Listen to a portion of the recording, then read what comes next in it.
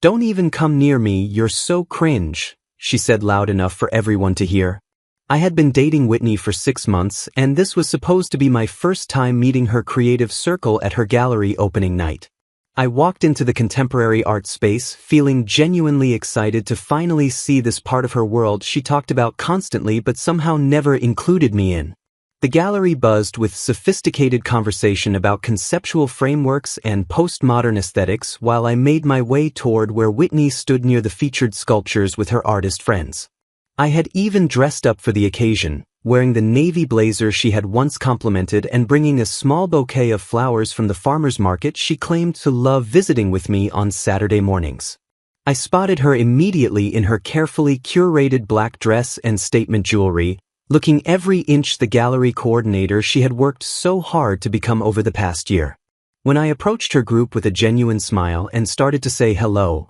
Whitney's face immediately transformed into something between panic and disgust, like I had committed some unforgivable social violation just by existing in her space. She physically stepped away from me like I carried some contagious disease, creating obvious distance while her colleagues watched the interaction with raised eyebrows and barely concealed curiosity about this unexpected drama unfolding. Her words hit me like cold water, especially the way she delivered them with such casual cruelty in front of people whose opinions clearly mattered more to her than my feelings or our relationship.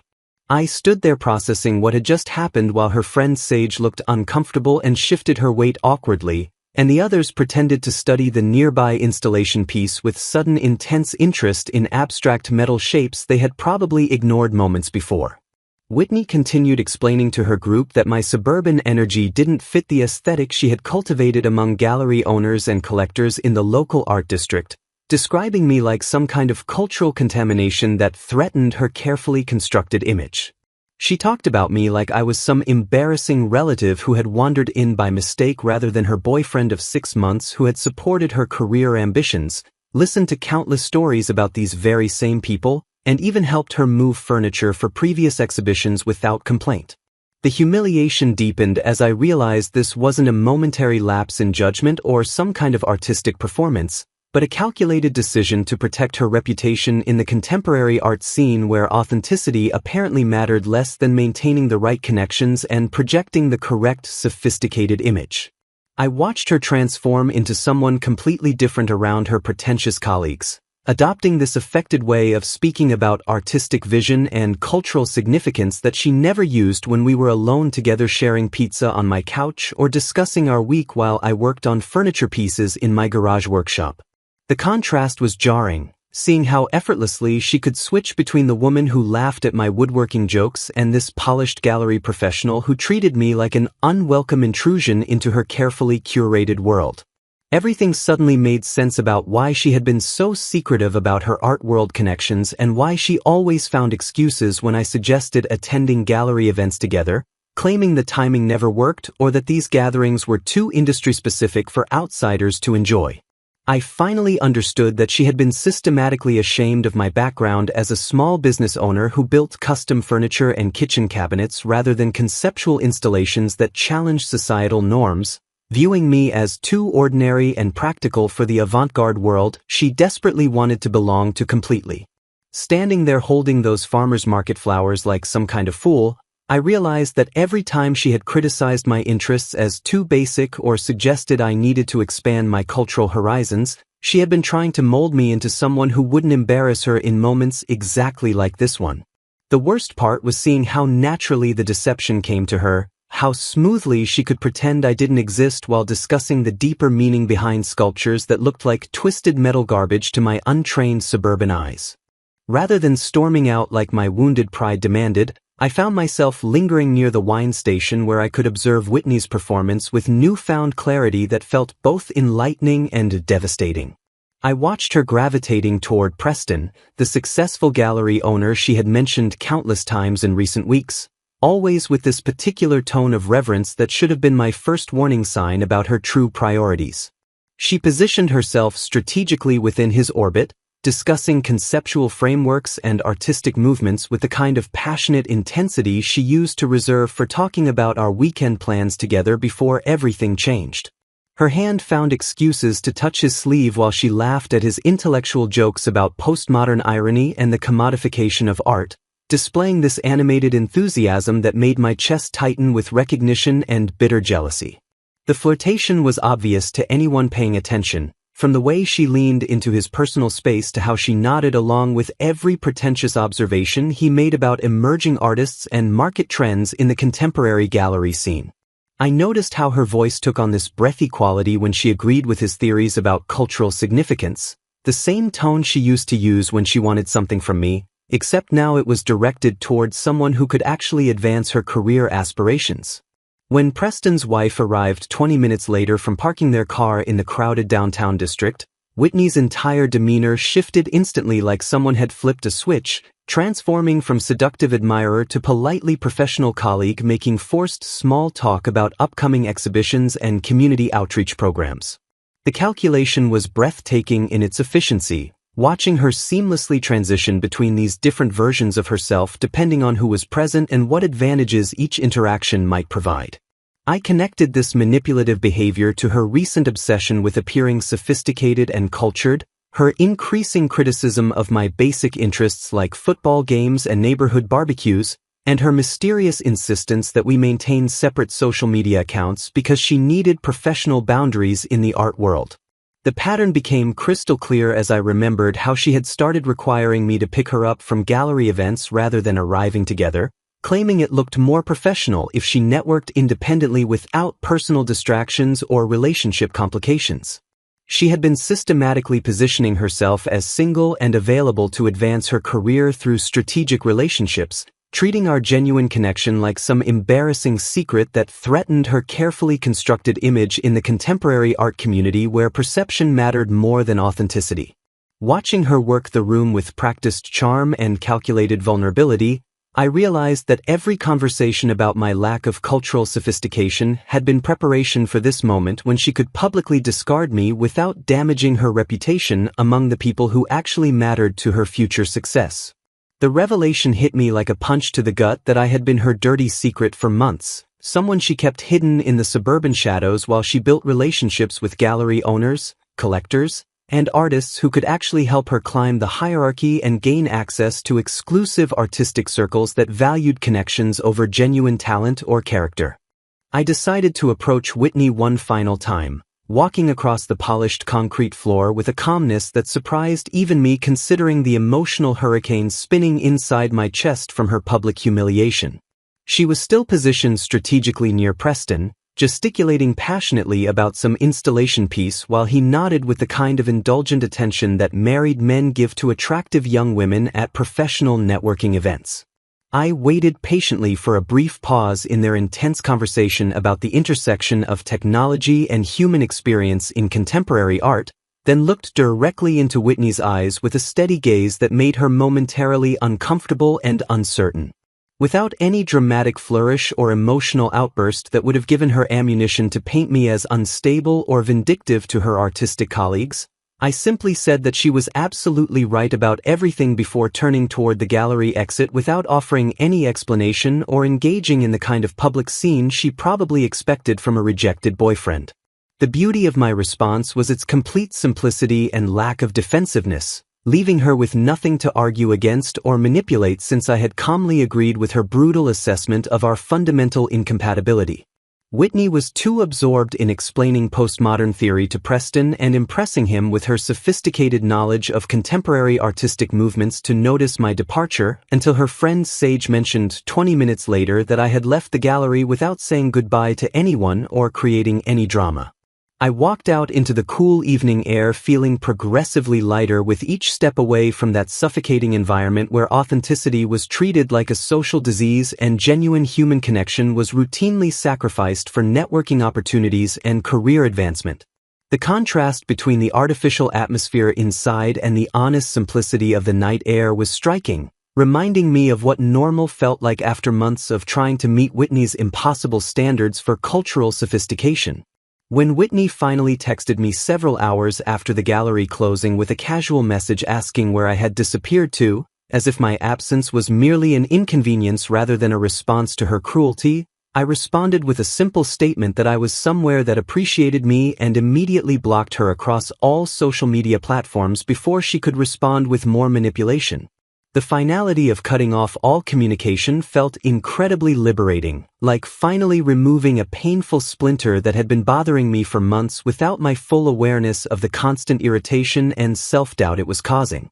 I drove directly to my favorite 24-hour bowling alley across town where the night manager Frank greeted me warmly by name and automatically set up my preferred lane without being asked, providing more genuine human connection and recognition in 30 seconds than my girlfriend had offered throughout the entire evening of public rejection. Frank noticed my unusually dressed-up appearance and asked if I was coming from somewhere special, and I found myself laughing genuinely as I explained that I had just escaped from an art gallery opening where I learned that authenticity and suburban energy were apparently considered cringeworthy by people who took themselves far too seriously. The irony wasn't lost on me that this unpretentious working-class bowling alley, with its worn carpet, bright fluorescent lights, and the satisfying sound of pins crashing, felt infinitely more welcoming and honest than the sophisticated gallery space where people spent thousands of dollars on sculptures that resembled industrial accidents.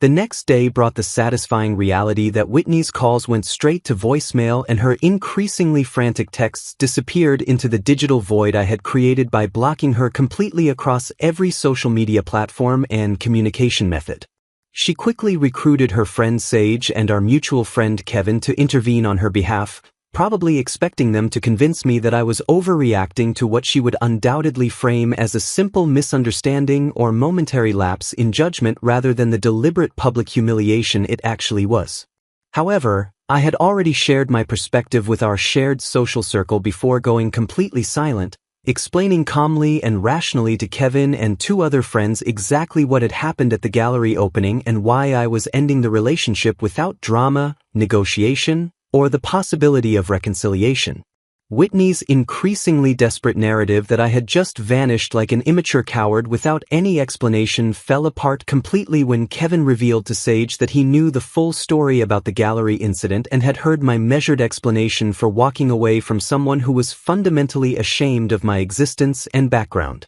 Her attempts to reach me through my business social media accounts and professional website failed spectacularly when she discovered that I had already updated my relationship status to single and systematically removed all photographic evidence of our connection from my professional profiles and personal accounts. The power balance between us had completely reversed overnight, leaving her desperately seeking closure, explanation, and some way to regain control while I maintained total radio silence and moved forward with my life like she had never existed in it. Kevin later told me with obvious amusement that Whitney had spent hours crafting elaborate messages she couldn't send, alternating between righteous fury at my complete indifference and growing panic at losing control of the situation she had created entirely through her own calculated cruelty and social manipulation. She apparently couldn't comprehend how someone she had publicly rejected and humiliated in front of her professional colleagues could simply disappear without begging for another chance, demanding an explanation, or engaging in the kind of dramatic confrontation that would have fed her ego and confirmed her continued importance in my emotional life. The strategic silence I maintained was infinitely more devastating to her sense of control and self-importance than any angry response or emotional outburst could have been, because it demonstrated conclusively that her opinion of me no longer held any power over my self-worth, decision-making process, or future happiness. I learned through our mutual connections that she had started obsessively checking my social media accounts from her friends' phones and computers, desperately looking for signs that I was suffering, posting anything that referenced our relationship, or showing any indication that her rejection had damaged my confidence or social life. Instead, she found only normal updates about my woodworking projects, weekend activities with friends, and business accomplishments that clearly showed someone moving forward completely and thriving without her influence or presence. Her friends reported to Kevin that she seemed genuinely shocked and disturbed by my ability to cut ties so cleanly and definitively, having apparently expected me to fight desperately for someone who had made it crystal clear that my presence in her life was an embarrassment to be hidden rather than a genuine relationship to be celebrated and shared proudly. Word of Whitney's cruel treatment at the gallery opening spread through the local art community faster than she had anticipated, with several witnesses questioning her character and professionalism after seeing the public rejection and deliberate humiliation of someone who had clearly come to support her career and celebrate her achievements. Preston, who had enjoyed her flirtatious attention and intellectual conversation throughout the evening, began strategically avoiding her at subsequent gallery events when he realized the unnecessary drama and social controversy surrounding her relationship history and her calculated willingness to manipulate people for personal advancement and networking opportunities. Her carefully cultivated reputation in the gallery world suffered significant and lasting damage when Sage accidentally revealed to a prominent curator during a wine-fueled conversation at another opening that Whitney had been systematically hiding her boyfriend to appear single, sophisticated, and available to potential professional connections and influential collectors. The curator, who highly valued authenticity and personal integrity in the artists and coordinators she chose to work with, shared this disturbing information with other influential figures in the local art scene, creating a ripple effect of gossip and speculation that fundamentally undermined Whitney's credibility and trustworthiness among the very people she had sacrificed our relationship to impress and manipulate. Her professional network, which she had worked so hard to build through strategic charm and calculated vulnerability, began to view her with suspicion and distance as word spread about her willingness to deceive and hurt people for career advancement. Meanwhile, I found myself absolutely flourishing without her constant criticism and pretentious demands that had slowly been eroding my confidence and sense of self-worth over the months we had been together. I reconnected enthusiastically with old friends who admitted they had felt genuinely uncomfortable around Whitney's condescending attitude toward anyone outside her precious art world, particularly her tendency to dismiss their interests and accomplishments as culturally inferior or intellectually shallow compared to her sophisticated artistic pursuits. My buddy Marcus, who worked in construction and built beautiful custom homes, told me that Whitney had once patronizingly suggested he should consider taking art appreciation classes to broaden his cultural perspective, as if his ability to construct houses from the ground up with skill and precision was somehow less valuable than her ability to arrange gallery openings and write pretentious artist statements about emotional vulnerability. I started eagerly accepting social invitations I had been declining for months because Whitney considered them beneath her sophisticated standards and incompatible with the image she was trying to project, rediscovering the simple pleasure of spending time with people who appreciated honesty and genuine human connection over networking opportunities and social status advancement. The relief of no longer having to constantly defend my interests, my friends, or my middle-class background to someone who saw them as embarrassing obstacles to her social climbing was absolutely transformative for my mental health and overall happiness. I realized how much creative energy I had been wasting trying to meet her impossible standards for cultural sophistication while she offered nothing meaningful in return except relentless criticism and the dubious privilege of funding her lifestyle and artistic pretensions. 4 months later, I had completely transformed my life in ways that surprised even me, expanding my custom furniture business with 3 new major contracts and starting to date Elena, a warm elementary school teacher who proudly introduced me to her colleagues and family without any shame or hesitation about my middle-class background or practical career choice. Elena genuinely appreciated my craftsmanship and business acumen, often bringing her teacher friends to see my workshop and enthusiastically bragging about the beautiful dining table I had built specifically for her apartment, treating my practical skills as something to celebrate and admire rather than hide from sophisticated company or apologize for at social gatherings. The contrast with Whitney's attitude was absolutely stark, as Elena saw my woodworking talent as an attractive quality that demonstrated creativity, skill, and the ability to build something lasting and beautiful with my own hands. When Whitney ambushed me at Kevin's housewarming party, appearing suddenly and uninvited at my elbow while I was discussing weekend hiking plans with Elena and some mutual friends, she was visibly stunned by my obvious confidence and genuine happiness that had nothing whatsoever to do with her presence, approval, or validation. I noticed immediately how different she looked compared to her previous polished gallery appearance, with an underlying tension in her face and a desperate quality to her smile that suggested her professional and personal life hadn't been going nearly as smoothly as she had probably expected after discarding me so publicly and cruelly for networking opportunities. Her attempts to insert herself into our light-hearted conversation felt forced and increasingly awkward, especially when she tried to reference shared memories from our relationship in a transparent attempt to remind everyone present that we had once been intimate, which clearly made Elena uncomfortable and visibly annoyed our friends who had witnessed her previous manipulative behavior. When Whitney suggested privately that we step outside to talk and maybe explore the realistic possibility of trying again with better boundaries and improved communication skills,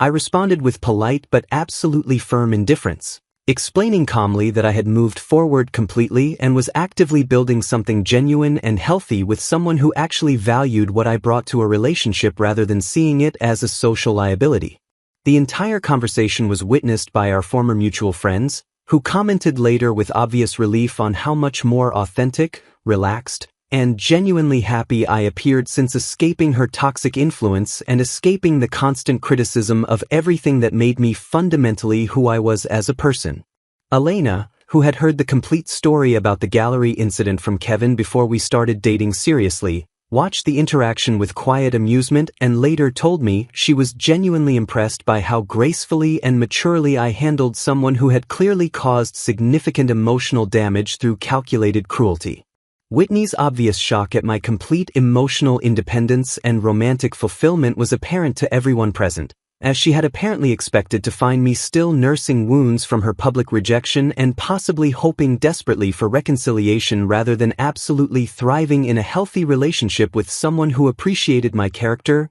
values, and life goals. 8 months post-breakup, I had fully processed the systematic emotional manipulation and psychological damage Whitney had deliberately inflicted throughout our relationship, finally realizing with crystal clarity how she had systematically eroded my self-worth through constant criticism and calculated public shame designed to keep me grateful for her attention and afraid to demand better treatment. I understood now that her entire strategy had been to make me feel fundamentally inadequate and socially inferior so that I would never question her cruel behavior or seriously consider that I deserved significantly better than being someone's embarrassing secret hidden from important professional circles and networking opportunities. The clarity was both profoundly liberating and deeply infuriating as I recognized the calculated and manipulative nature of her behavior, how she had slowly and deliberately chipped away at my confidence in my interests, my friendships, and my career accomplishments until I began seriously questioning whether I was truly sophisticated or cultured enough to deserve genuine love and unconditional respect from a romantic partner. I was actively planning to propose to Elena, who consistently celebrated my business success and treated my professional achievements as shared victories rather than personal embarrassments that threatened her carefully constructed image in competitive professional settings where appearances mattered more than substance. When colleagues at my rapidly expanding woodworking shop noticed my dramatically increased confidence and remarkable business growth over the past year, I honestly credited learning to value myself properly and having the courage to walk away from toxic relationships that demanded I systematically diminish myself for someone else's social and professional benefit. Elena had patiently helped me understand that genuinely healthy partnerships involved consistent mutual support and authentic pride in each other's accomplishments rather than one person systematically undermining the other's self-worth for personal advancement and image management. Meanwhile, Whitney's new relationship with another struggling artist named Derek showed absolutely identical patterns of her being publicly embarrassed by his amateur status at gallery events, constantly criticizing his lack of professional connections and condescendingly suggesting he needed to dramatically elevate his artistic vision to match her supposedly sophisticated standards and cultural expectations. I learned through Kevin's reliable updates that she had begun treating Derek exactly as she had treated me during our worst periods, expressing visible frustration with his basic interests and aggressively pushing him to attend cultural events where she could network effectively while simultaneously making him feel intellectually inadequate for not instinctively understanding complex conceptual art theory and postmodern artistic movements. Her desperate social media attempts to rewrite our relationship history and strategically portray herself as the innocent victim of my sudden and inexplicable abandonment were systematically undermined when screenshots of her cruel gallery behavior and public humiliation tactics resurfaced among our mutual connections whenever she tried to play the wronged woman narrative to gain sympathy.